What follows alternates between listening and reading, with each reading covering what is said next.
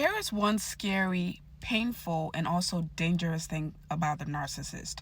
This is something that the narcissist does, especially during the relationship and then towards the end of the relationship, and then ultimately after the relationship is over, especially if they discarded you or sometimes if you discarded them. This is called confabulation. The narcissist compulsively confabulate. And for those of you who don't know what that means, is they basically rewrite history. Because remember, I said before that the narcissist cannot be wrong. They can never ever be wrong. They're always the victim. They are chronic victims.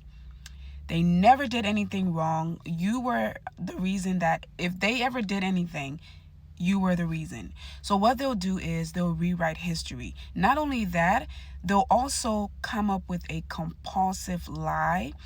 They'll come up with a story, an elaborate story that is completely a lie. And this is also during the smear campaign. Remember, I always told you that the smear campaign starts during the relationship, maybe towards the end of the relationship, right before you discard them or they discard you, which usually in narcissistic relationships, they usually discard you because they have you at a point where you're weak, you're low self-esteem, or your self-esteem is low, your self-worth, like you're at the stage where you're trying to fix it. You're chronically trying to fix it because they always tell you that you're the problem. You're the problem. They're the victim and you're the problem. So you're at this stage where you're trying to fix it and they blindside you with the discard. It's only in a few cases where the victim will discard the narcissist. In this case is where maybe that victim, the empath, has a strong support system. They have friends and family who know about the narcissist. So if the victim tells them the story, they help them come up with an escape plan. Or maybe the person is financially stable, which was what happened in my case.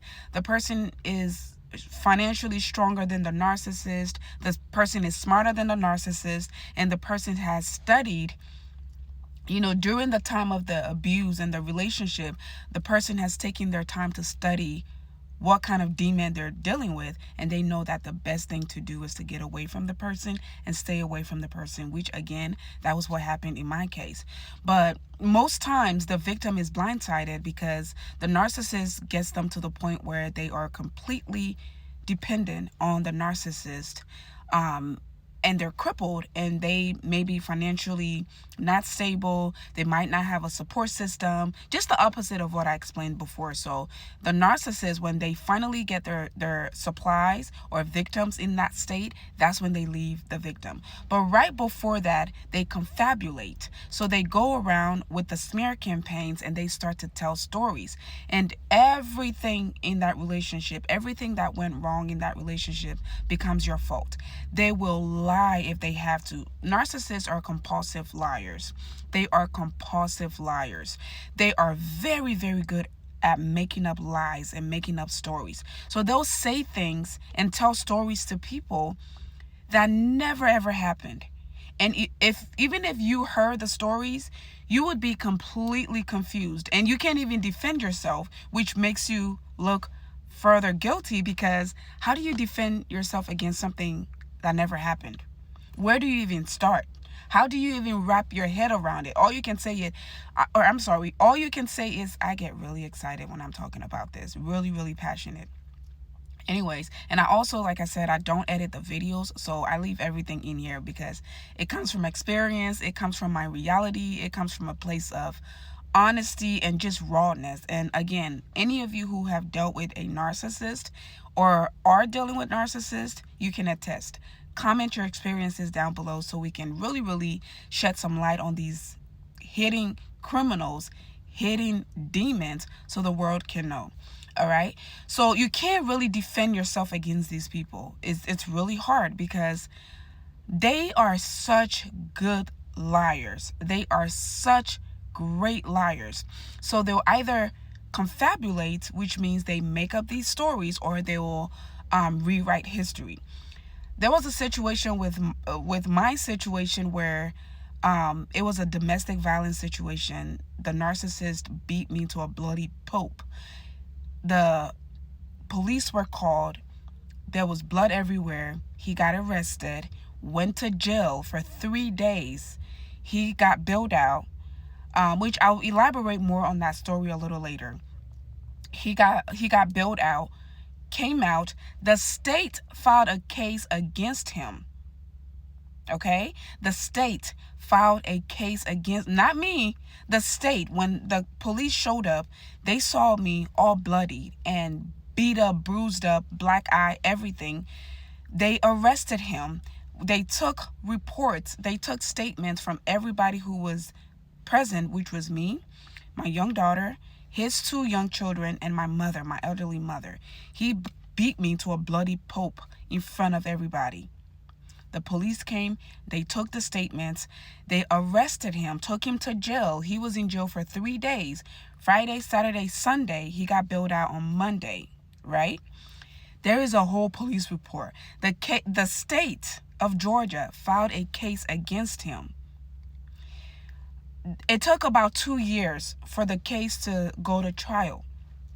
The state flew me out because remember I said when I finally got the strength to leave, I discarded him. I sold my house, moved out of state to stay away from him, right? So the state flew me back. They subpoenaed me, flew me back to Georgia, paid for my hotel, paid for everything. I went there, and like I said, I'll do a story time and I'll elaborate on that specific situation. But I just want to show you and explain to you how deep this confabulation is. The state filed a case. It took 2 years. We went to court.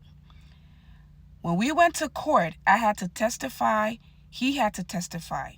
This guy brought his 2 young children.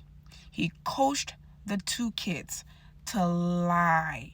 When I tell you this man coached these kids to lie, not only did he traumatize them with the incident that happened, which the kids were taken away from him, he lost the kids for 2 years due to child cruelty. Literally the week before the court case, that's when he got the kids back. 2 years. He lost them for 2 years because of that specific incident and due to other incidents that were involved. Right? He fought the children's mother. Unfortunately for her, they were married. So it's kind of hard with the court system to separate the kids from both parents, especially if one parent is pretending like they love the kids, but the only reason he's doing that is because he vowed to never pay child support to the mother. She has tried everything in her power. So let's go back to this story. He coached the kids to lie in front of the judge, in front of every single person. And then when he got on the stand, the reason that this man put his hands on me, this man lied. When I say he confabulated, he fabricated. Like, this man lied so well that even I was in tears. He coached the kids to lie so well that anybody in that courthouse, if the case was against me, if it was him against me, I would have ended up in jail. Even though there is a police report, he was arrested, there is an arrest, he spent days in jail, there are pictures and evidence of everything. This man stood, and mind you, when it comes to the jury, I think that's what they're called, these are random people off the street. So they listen to the stories and they go by their emotions. So this man coached the 2 little kids to lie, fabricated the whole story to the point where I couldn't even defend myself. I didn't even know what to say. And he ended up being found not guilty. Mind you, people get away with murder all the time. It just depends on how good your lawyer is and how good your liability is, which means how good you're able to lie. So these people rewrite history and they lie. They are very, very good at that. And this can be really, really painful for the victim. Really, really hard and really, really painful. Follow for more.